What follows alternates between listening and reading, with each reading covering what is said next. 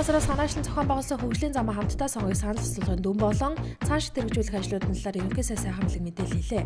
Ерөнхий сайдын зүгээс засгийн газраас томоохон төсөл хөтөлбөрөөр дэмжиж эдийн засаг төсөв санхүүгийн бодлогодоо зэгцлэн төсвийн алдагдлаа бууруулах чиглэлд идэвхтэй ажилламт гэмтэгдсэн байна. Үүнээр Монгол Улсын засгийн газраас эдийн засгийн хүндрэлийг даван туулах тогтоолын төслийг улсын хурд дөрвөн барихаар болсон талаар мэдгдсэн байна. Нийслэлийн төвөөсөх туяа урлан бүтээгдэхүүн урдарлах хаан гэр ресторан 44 гал гарлаа.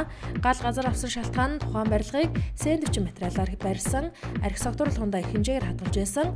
Гал контракт техник тоног төхөөрөмж албаагч төрөлцөөгүй байснаас үүдсэн байна. Улсын хурлын эдийн засгийн байнгын орооны өчигдрийн хуралдаанаар чөлөө төсвийн тухай болон холбогдох хууль, тогтоолын төслүүдийн анхны хэлэлцүүлэг хийсэн байна.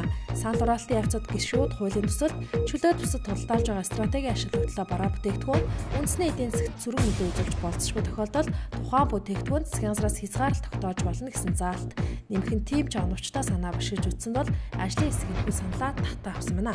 Улсын хурлын аюулгүй байдал гадаад бодлогын байнгын орооны өчигдрийн хуралдаанаар цөмийн энергийн тухай хууль нэмэлт өөрчлөлт оруулах тухай болон түүнтэй хамт өргөн мэдүүлэгдсэн төслүүдийн анхны хэлэлцүүлэг хийсэн байна.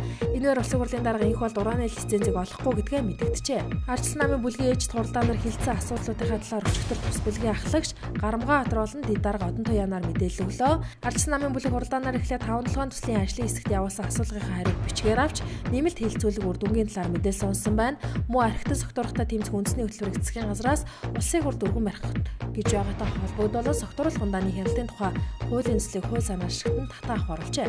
Шинжлэх ухааны академийн үйлдвэрч нэвлийн хорооноос өчигдөр сэтгүүлчд мэдээлэл хийлээ.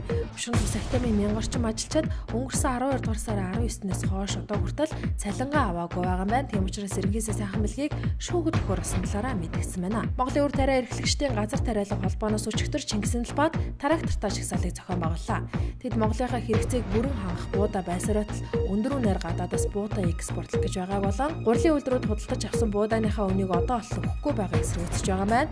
Үр тариа эрхлэгчид гурилын үйлдвэрүүдэд 300 мянган тонн улаан буудаа худалдаалсан бөгөөд зарим гурилын үйлдвэрүүд мөнгөө өгөөгүй байгааг нь